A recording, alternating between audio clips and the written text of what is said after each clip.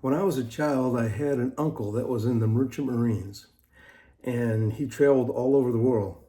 And we were always excited because every time he came home, he was bringing us gifts or he was sending us gifts from different places that he was at.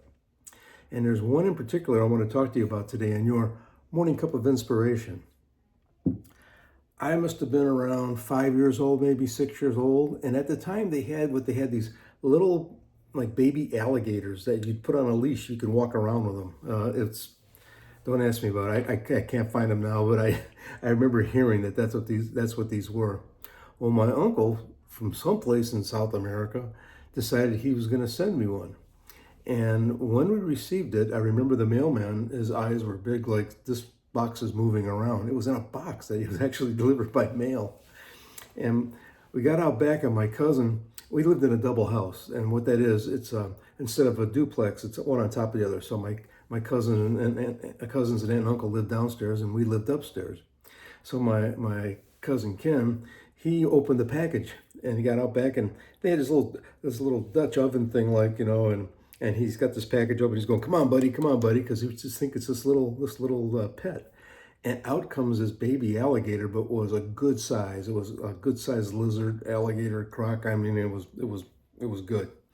And it got spooked because we were going, everybody jumped, of course, and it ran underneath the back porch and got its head stuck in a pipe. Well, everybody was trying to figure out how to get this alligator out of there. Well, my uncle came home and his brother had wrestled alligators in Florida as a kid.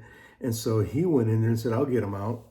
And we heard him say, ouch, as he kind of yelled. And he came out holding the alligator on his finger. And it was just holding down like that.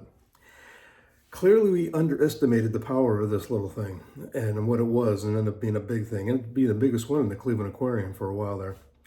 But we underestimated it. And it's the same with sin in our lives. We underestimate something that we think is small, and then it blows out of proportion, and it becomes big, and it consumes us, and it takes us over.